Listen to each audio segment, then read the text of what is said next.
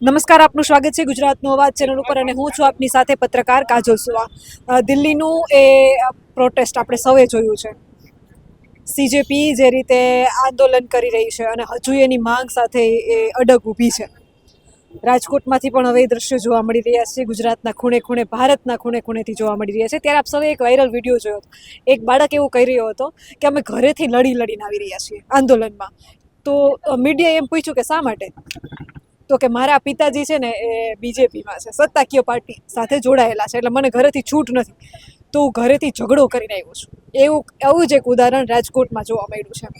માતા પિતાનું માનવું અને એના માનમાં રહેવું એ યોગ્ય છે, પણ એવું નથી કે તમે માતા પિતા કોઈ ખોટું કરતા હોય તો તમે એનો અવાજ બનો, તમે આજ્ઞાકારી પુત્ર નથી, એવું નથી। આ પહેલા સ્પષ્ટતા કરી દઉં। એટલે માતા પિતાને કોઈ ઉતારી પાડવાની મારી વાત નથી, પણ એટલા માટે કે એ એમની હિંમત છે। એણે કીધું બધા, અને માતા પિતા આપણે કહેતા હોય તો એને ચિંતા હશે એટલે કહેતા હશે કે ભાઈ એટલી ભીડમાં ના જવાય, આ તે, પણ એમ છતાં એણે હિંમત દાખવી અને આવ્યા છે। એટલે મારે એને પૂછવું છે, જી શું કહેતા હતા આપ? હું પકડીશ। ગઈકાલનો જ એક બનાવ છે કે હું છેલ્લા મહિના દિવસથી હું આ બધી વસ્તુ દિલ્હી હું હાજર શારીરિક નથી થઈ શકતો, પણ માનસિક હું ડેઈલી હું ન્યૂઝ જોતો હતો અને હું દુઃખ થતું હતું અંદર કે આ બધું થાય છે। હું ડેઈલી અપડેટ મને ખબર છે, પણ કાલે મને ખબર પડી કે કાલે એકવાર હું ઘરે હતો ને ત્યારે મને એક આશા હતી કે મીડિયામાં કાંઈક તો, મોટી મીડિયા જે છે, ગોદી મીડિયા કહેવાય છે, કાંઈક તો એવી આશા હતી કે એ લોકો એવું તો દેખાડશે કે ભાઈ આ બધા સ્ટુડન્ટ છે એ આવી રીતના જવાબ માંગવા માટે આવે છે। કાંઈક તો એવી આશા હતી કે મીડિયા છે એ કાંઈક આપણા માટે અવાજ બનશે। પણ કાલે મેં, પપ્પા ન્યૂઝ આખો દિવસ જોતા હોય એટલે મેં ન્યૂઝમાં હોલ ઉપર જઈને ન્યૂઝ જોવા હું સામેલ થયો, પણ ન્યૂઝમાં એ જ આવતું હતું કે પોલીસને લઈ જાય છે, પોલીસ ઘાયલ છે, અને મીડિયામાં એક જ અવાજ આવતો હતો કે આજ છે આપણું ભવિષ્ય, જે આપણા પોલીસ ઉપર પ્રહાર કરે છે, આજ છે આ વસ્તુ। પછી મેં પપ્પાને હારે થોડીક મારે દલીલ થઈ કે પપ્પાને તો ખબર જ છે, મેં પપ્પાને કીધેલું જ છે કે તમે ન્યૂઝ જોશો એટલે ભાજપ સિવાય તમને કઈ વસ્તુ નહીં દેખાય। તમે જોવો કે પેલા એ લોકોએ લાઠીચાર્જ કર્યો છે, કોઈ કારણ નથી, ફૂલ છે, છેલ્લે સ્ટુડન્ટ છે એ બધા તાલી પાડે છે કે પોલીસને કે તમે બહુ અમને માર્યું, એ સારું કામ કર્યું, ફૂલ લઈને પ્રોટેસ્ટ કરે છે। તો એ લોકો, મારા પપ્પાએ ભાજપના હું કહીને તો અંધભક્ત જ કહેવાય, એ રીતનું જેણે વર્તન કર્યું। મેં એની સાથે થોડુંક દલીલ કરીને મેં કીધું કે આ વસ્તુ યોગ્ય નથી, ખાલી ભાજપ જ યોગ્ય નથી, દેશ જ ધર્મ છે, કોઈ એક નેતા કે કોઈ એક છે ને પાર્ટી આપણા માટે કોઈ મહાન નથી થઈ જતી। અને આજે મેં જોયું કે આજે કદાચ થઈ શકતું હોય તો મીડિયા આજે કંઈક બોલતી હોય આપણા માટે, તો આજે ન્યૂઝ ચાલતા હતા, ડેઈલી મારા પપ્પા ન્યૂઝ જોતા હોય, તો આજે હું કદાચ ન્યૂઝમાં એ આશાએ જોવા ગયો કે કદાચ કંઈક આપણા સ્ટુડન્ટ માટેનું હાલતું હોય, તો આજે પાછું એનું અમેરિકા ને ઈરાન બાંધે છે, અમેરિકા ઈરાન બાંધે છે। મેં મોદીનું અકાઉન્ટ પર્સનલી જોઈને જોયું કે એણે કંઈક સ્ટોરી મૂકી છે, એ આશાએ કે કંઈક એને કાનમાં અવાજ આવ્યો હોય આપણા સ્ટુડન્ટનો, પણ એમાં જોયું તો છેલ્લી પોસ્ટ છે હાઇડ્રોજન ટ્રેનનું ઓપનિંગ કર્યું। હાઇડ્રોજન ટ્રેન મહત્વની છે કે આપણું ભવિષ્ય મહત્વનું છે? એમના માટે હાઇડ્રોજન ટ્રેન છે એ મહત્વનું છે। ઓલિમ્પિકમાં આપણો દેશ આગળ છે, જીડીપી અત્યારે બહુ ઉપર છે આપણી દેશની, બીજા ત્રીજા નંબરે છે। ભારત અત્યારે વિશ્વગુરુ તરફ પ્રયાણ થાય છે, પણ વિશ્વગુરુ છે એ દેશને ખબર છે કે અંદરથી જ ખોખલો છે, બહારથી ખાલી સોનાનું આવરણ રાખવાથી કોઈ દેશ મહાન નથી થઈ જતો। આજ મારું કેવું છે। જય ભારત। આપણે ક્યારે આપણા માતા પિતાની અગેન્સ્ટ નથી જતા। એ ગયા છે તો એટલા માટે ગયા છે કારણ કે બધાય પોતપોતાની રીતે, ભારતનો દરેક નાગરિક સ્વતંત્ર છે। તમે કોઈને કોઈ પાર્ટીને મત તો ચોક્કસથી આપતા જ હશો। બધાને કોઈને કોઈ પાર્ટી સાથે થોડોક લગાવ તો હોય જ છે કે ભાઈ હું આ પાર્ટીનો જે છે, મને આથી હું પ્રેરિત છું, આનાથી પ્રેરિત છું। તો આપણા ઘરમાં એવું નથી હોતું કે 4 વોટ હોય છે તો 4 વોટ સેમ પાર્ટીમાં પડતા હોય।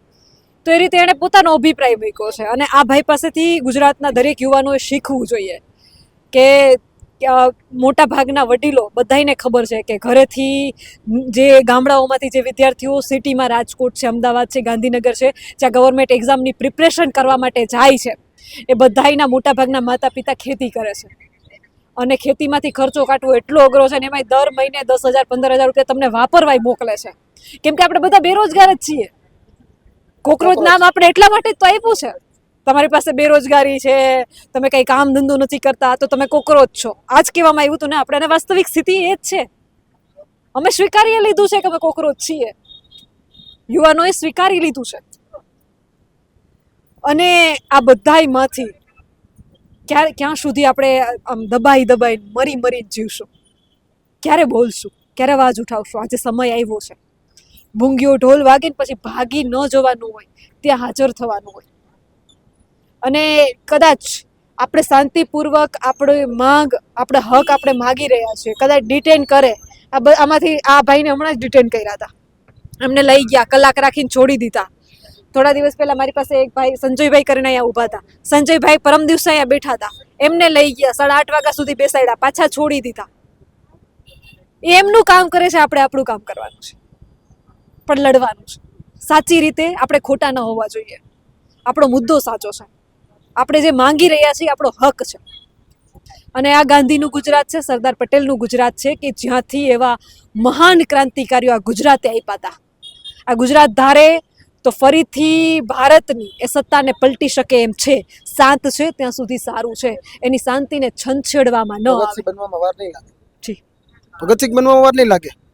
અત્યાર સુધી ગાંધીના માર્ગે છે, ગાંધીના માર્ગે જ અમારે રહેવું છે. હું તો એ જ અપીલ કરું છું, કેમ કે નિર્દોષ આમાં નિર્દોષ હટાશે. આપણે જરાય ઈચ્છતા જ નથી અત્યાર સુધી. અમારા ગાંધીના માર્ગે જ ચાલુ. આજે જ રિટર્ન કરતા અમે ગુલાબ જ દીધા તો રિટર્ન કર્યા.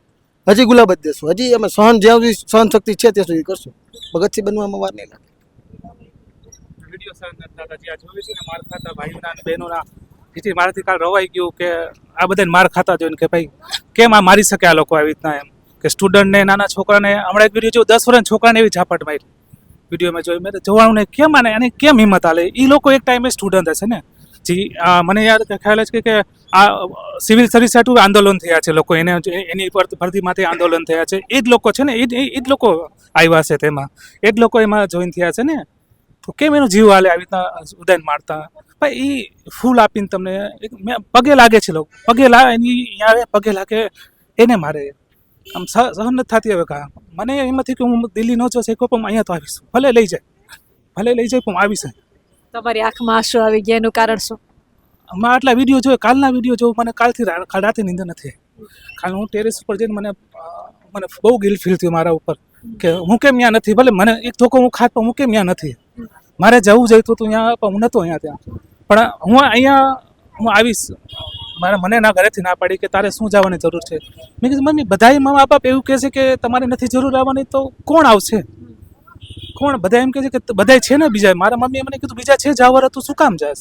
પણ મને થયું ભાઈ હું નહીં તો કોણ? જેમ હું કહું છું હું આવીશ એમ બધાય આવશે.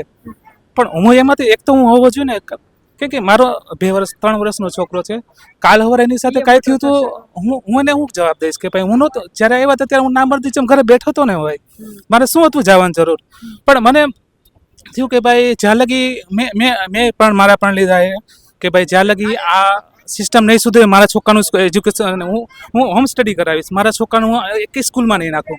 હું જ્યાં લગી આનું રેઝિગ્નેશન નહીં થાય કે નહીં થાય, હું મારા છોકરાને કોઈ દી હું આજીવન મારા છોકરાનું સ્કૂલમાં નાખીશ જ નહીં. હું એને હોમ સ્ટડી કરાવીશ, પણ સ્કૂલનું એનું મોઢું નહીં દેખાડવું. અને આ સિસ્ટમ ઉપર ભરોસો રખાવીશ અને એને એક્ઝામ દેવી નથી મારા છોકરાને. હું એટલો પગભર કરીશ કે એને એક્ઝામની જરૂર નહીં, એને કંઈ જોબની જરૂર જ ના પડે. કે હું એને હા પણ નથી આશા ભાઈ. સિસ્ટમ હા થશે. આપણે મહેનત કરવા બેઠા છીએ, આપણે મહેનત કરશી ફૂલ. એને તો મહેનત કરી છે ભાઈ, આવશે. હું તો પકડી જો લઈ જશે ને ત્યાં બેઠવા તૈયાર છીએ, બેહવા તૈયાર છીએ એના ભેગું બેઠા લઈ જવા, અમને લઈ જતા હોય તો. પણ જીમાં થયું ને એ સહન નથી થતું, હવેથી સહન નથી થતું મારાથી. એ વિડીયો નથી જોવાતા કે ભાઈ બેનુને મારે છે આવી રીતના. ભાઈ કેવા વિડીયો તમે જો કેવા મારે છે. ઉપરથી ગોદી મીડિયા કેવું ચલાવે, 8-9 વાગે પ્રાઇમ ટાઈમ ચાલુ થઈ જાય એટલે એક જ વસ્તુ ચાલ્યા કરે કે ભાઈ સ્ટુડન્ટને ખદેડવાટું આ કર્યું ને સ્ટુડન્ટ આક્રમક થઈ ગયા. એને પહેલા આખો પ્લાન ન જોઈએ કે એક આખો ટેન્કર ભરીને પથ્થરિયા મૂકી દીધા. બધી સીસીટીવી કેમેરા પોલીસવાળા હટાવી લીધા અને નેમ પેચ હટાવી નાખ્યા. કે ગરમી થતી હતી એટલે નેમ પેચ હટાવી નાખ્યા. એવા તો બેન આપે કે ભાઈ ગરમી થતી હતી નેમ પેચ હટાવી નાખ્યા. વાહ, એકેના નેમ પેચ નહીં. કેવી રીતના મારે છે, ગારો બોલે છે, છોકરીઓના કપડાં ફાટી ગયા. ને ઘણા શર્મનાક વિડીયો જોયા કે છોકરીના પ્રાઇવેટ પાર્ટ ઉપર પોલીસવાળા મારીને સામે અમે દાંત કાઢતા હતા. તમે વિડીયો તો જુઓ, તમને શરમ આવે કે દિલ્હી અનસેફ અમથું નથી કહેવાતું. એને પોલીસવાળા જેટલા હરામી છે કે કેમ અનસેફ ન હોય. પોલીસવાળા એક દીકરી કે એક લેડીઝ સેફ કે આમ છે, કોઈ પોલીસવાળા જઈને સેફ આમ છે. ભાઈ માહોલ જ એવો હોય કે પોલીસવાળા કોઈક નોર્મલ માણસ પાસે ચાલી જાય, પોલીસવાળા ભાઈ મદદ માંગવા ન જાય, એવો માહોલ છે અત્યારે. એટલે પોલીસવાળા તો અત્યારે એમ લાગે માનવતા એનામાં મરી જ ગઈ છે. એટલે એની તો કોઈ આશા નથી. એ ભાઈની આંખમાં આંસુ હતા. વરસાદ ચાલુ છે, અત્યારે રાત્રિ થઈ ગઈ છે. રાજકોટના બહુમાળી ભવન ખાતે અમે બધા ઊભા છીએ.